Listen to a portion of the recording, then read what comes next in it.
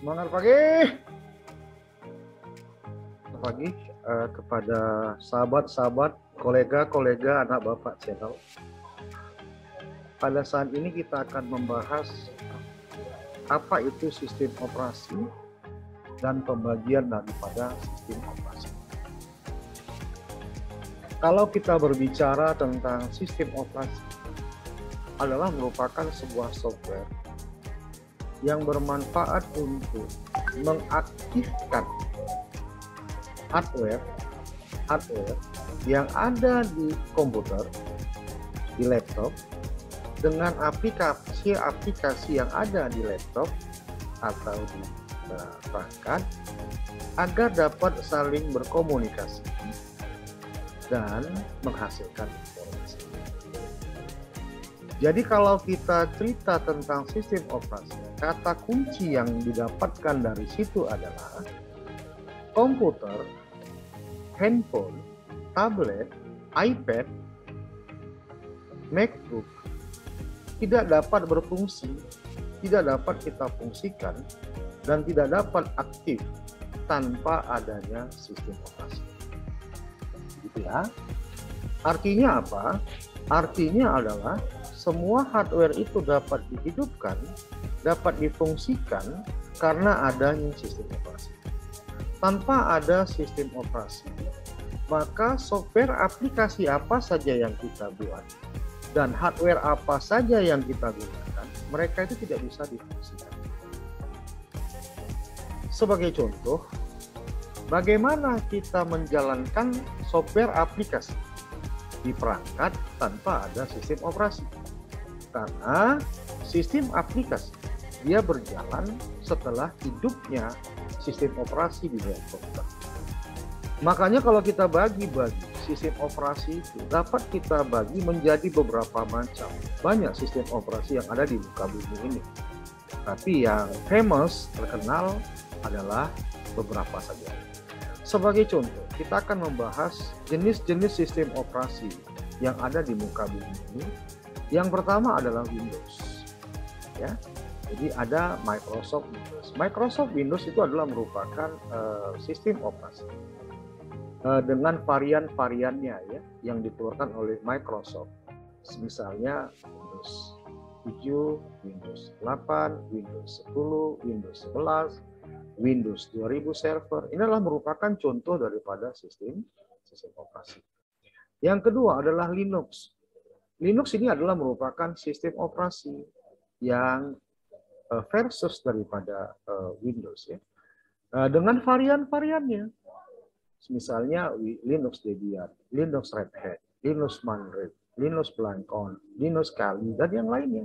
Ini adalah contoh-contoh daripada sistem operasi daripada Linux. Kemudian selanjutnya Apple, Apple itu memiliki sistem operasi sendiri. Kemudian Android juga merupakan sistem operasi. Nah, inilah yang paling banyak sistem operasi yang digunakan di smartphone dibandingkan dengan produk-produk Apple. Ya, Android juga dibagi lagi dengan varian-variannya. Ya. Yang kita gunakan pada saat ini adalah merupakan sistem operasi ya, yang berjalan di smartphone maupun sekarang Android sudah bisa berjalan di PC desktop ataupun di laptop. Kemudian selanjutnya ada FreeBSD. FreeBSD merupakan juga sistem operasi ya, dengan varian-variannya. Sun Solaris, ya. Sun Solaris ini adalah merupakan juga sistem operasi ya, yang bisa dijalankan di laptop dengan varian-variannya. Baik, itu adalah merupakan contoh-contoh. Banyak lagi sistem operasi yang ada di muka bumi ini, tapi itu kita buat sebagai contoh-contoh saja agar kita memahami mana sistem operasi dan mana sistem aplikasi. Kalau sistem operasi, bedanya ya, sistem operasi itu adalah merupakan software yang bermanfaat untuk menghidupkan komputer. Kata kunci yang sederhana seperti itu saja. Untuk menghidupkan smartphone, untuk menghidupkan handphone, untuk menghidupkan tablet, ya, untuk menghidupkan komputer, laptop, dan sebagainya. Jadi yang menghidupkan komputer dan hardware itu adalah sistem operasi. Dan beda dengan sistem aplikasi, beda lagi. Sistem aplikasi adalah software yang bermanfaat untuk menjalankan aplikasi. Gitu. Sebagai contoh, misalnya Microsoft Office, ya, Photoshop, CorelDRAW, ya, Chrome, WinM, ya. Banyak lagi, CorelDRAW, ya. Itu adalah merupakan sistem software sebagai aplikasi. Nah, software aplikasi ini dia bisa berjalan apabila sudah ada sistem operasi di dalam hardware tersebut. Nah, kita nggak akan pernah bisa menginstal sistem aplikasi tanpa adanya sistem operasi. Jadi yang wajib harus ada pertama sekali, yaitu adalah sistem operasi. Nah, bagaimana caranya kita memasukkan sistem operasi ke dalam komputer kita, ke dalam hardware kita? Nah, ini proses inilah dikenal dengan namanya penginstalan, diinstalasi, dimasukkan. Orang banyak mengatakan penginstalan sistem operasi. Berarti itu adalah memasukkan sistem operasi ke dalam hardware kita. Ya, namanya penginstalan. Jadi kalau bilang orang penginstalan itu berarti proses untuk memasukkan software ke dalam komputer kita. Jadi kalau penginstalan sistem operasi berarti memasukkan software sistem operasi ke dalam komputer kita. Baik, itu kita bahas dari perbedaan antara sistem operasi, pengertian sistem operasi. Sekarang kita akan membahas adalah apa perbedaan sistem operasi dibandingkan dengan variannya. Sistem operasi itu dibagi atas dua. Ada sistem operasi yang dikenal dengan namanya x86 bit. X86 bit. Atau yang dikenal orang namanya sistem operasi 32 bit. Ada lagi sistem operasi yang dikenal dengan namanya X64 bit. Jadi ada dua. Ya. Ada X86 bit atau yang dikenal dengan 32 bit. Ada lagi yang dikenal dengan namanya X64 bit. Ini bedanya apalagi? Ini adalah varian terbaru. Varian terbaru daripada sistem operasi tersebut. Jadi sistem operasi itu kan sistem operasi itu sudah terbagi ya, ada variannya ya. Contohnya misalnya Windows 10. Nah, Windows 10 itu dibagi atas dua. Ada sistem operasi Windows 10 yang X86 bit atau 32 bit. Ada lagi sistem operasi Windows 10 yang 64 bit. Ya. Ada Windows 8 yang X86 bit, ada Windows 8 yang X64 bit. Ini adalah variannya, varian terbaru daripada sistem operasi tersebut. Ya. Jadi setiap varian itu ada lagi dia dibagi lagi, apakah X86 bit atau varian X64 bit. Nah, kalau kita bahas lagi perbedaan daripada ini adalah yang mana yang paling bagus, maka sudah pasti adalah yang X64 bit dibandingkan yang X86 bit. Kenapa seperti itu? Karena kita mengetahui bahwasannya dari sistem operasi yang X86 bit, dia hanya mampu membaca RAM, memori di dalam komputer kita di bawah 4 GB.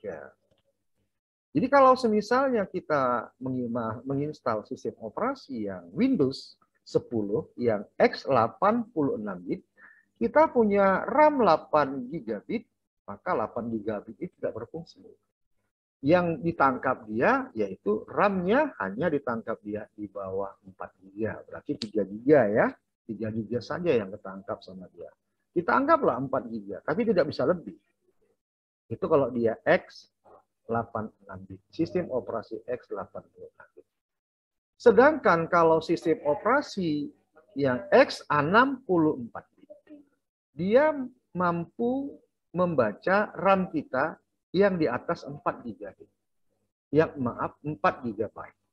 Jadi kalau kita pakai RAM 16 GB terbaca oleh dia dengan sistem operasi Windows 10 64 bit. Kalau kita pakai yang 4 GB RAM kita terbaca oleh dia 8 di atas, pokoknya di atas RAM kita di atas 8 GB, di atas 4 GB dia terbaca oleh sistem operasi tersebut penuh berapa RAM kita.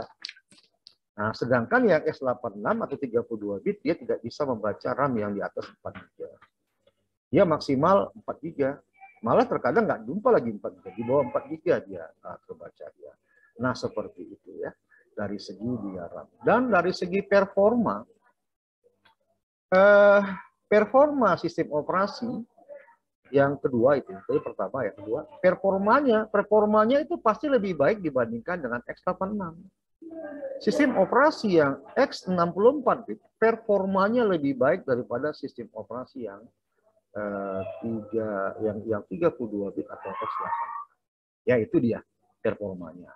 Baik, yang ketiga, kelebihan daripada sistem operasi yang 64 bit adalah sekarang ini semua software aplikasi, ya, semua software aplikasi kepingin menciptakan softwarenya itu lebih baik, tampilannya jernih, gerak orangnya makin bagus, tampilan orangnya jernih, kualitasnya bagus. Si Adobe Photoshop yang 64 bit akan menghasilkan produk hasil yang baik. Nah, kalau aplikasinya sudah berubah ke 64 bit lebih baik dibandingkan aplikasi yang 32 bit, maka sistem operasinya pun harus mendukung ke 64 bit. Gitu ya. Nah, jadi kalau misalnya Photoshop kita, dia aplikasi Photoshop dia jenisnya adalah yang 64 bit, dia harus berjalan di sistem operasi yang 64 bit. Kita nggak bisa kita install di sistem operasi yang 32 bit. Pada saat kita menginstal aplikasi tersebut gagal. Kenapa? Karena nggak bisa, karena sistem operasi kita masih 32 bit, sementara aplikasi Photoshop kita sudah 64 bit. Nah, karena berlomba-lombanya semua pembuat software aplikasi untuk mencapai hasil maksimal yang mengarah ke 64 bit, maka sistem operasi juga berubah ke 64 bit. Ya bisa terjadi nanti orang akan berlomba lagi aplikasi menggunakan sistem operasi yang 128 bit. Maka mau tidak mau sistem operasinya juga harus upgrade untuk mencapai mendukung 128 bit. Gitu ya. Baik. Setelah sistem operasi berlomba-lomba untuk mencapai 64 bit, karena apa? Karena software aplikasi berlomba-lomba untuk menciptakan aplikasi yang baik, yang kualitasnya baik, maka mereka berlomba untuk mendapatkan versi 6 bit yang lebih tinggi. Maka sistem operasi, karena aplikasi seperti itu, maka sistem operasi juga berlomba untuk menciptakan sistem operasi dengan versi varian bit yang tertinggi. Nah, ini semua juga akhirnya mendukung untuk prosesor juga, terhubung dengan prosesor juga. Prosesor pun mengeluarkan juga dia prosesor yang X86 dan prosesor yang 64 bit. Karena nggak akan pernah mungkin sistem operasi 64 bit berjalan di prosesor yang prosesornya adalah X86 atau 32 bit. Maka prosesornya juga harus menggunakan prosesor yang 64 bit. Jadi sistem operasi 64 bit dia harus didukung oleh prosesor 64 bit, dan aplikasi yang bisa berjalan yaitu aplikasi yang 64 bit. Tapi aplikasi yang 32 bit juga bisa berjalan di sistem operasi yang 64 bit karena sistem operasinya lebih tinggi. Kalau dia lebih tinggi, maka yang di bawahnya bisa masuk ke dia. Dan begitu juga kalau dia sistem operasinya 64 bit, maka prosesornya juga harus menggunakan prosesor yang 64 bit. Begitu juga dengan aplikasi. Ada aplikasi yang 32 bit dan juga ada aplikasi yang 64 bit. Nah, bagaimana kita kalau kita mau tahu sistem operasi kita itu di komputer kita itu berapa bit, 64 bit atau dia X86? Nah, caranya adalah kita bisa menggunakan perintah dxdiag ya. Itu kita ketikkan aja, perintah kita itu adalah dxdiag. Jadi kita ketikkan dxdiag, kemudian kita enter. Jadi dengan menggunakan dxdiag kita juga mengetahui Windows apa yang kita gunakan. Sudah pasti berarti prosesor yang kita gunakan adalah prosesor dengan tipe 64 bit. Karena prosesor 64 bit mendukung untuk yang sistem operasi 64 bit. Dan begitu juga dengan aplikasi ya. Aplikasi kita terserah. Pokoknya kalau sudah sistem operasi 64 bit dan prosesor jenisnya 64 bit, maka sistem aplikasinya boleh 32 bit dan boleh 64 bit. Jadi dia yang tinggi bisa membuat versi yang sama. Gitu ya. Baik, itu saja yang bisa saya terangkan untuk mata konten kita sistem operasi. Kita mengucapkan terima kasih. Semangat pagi.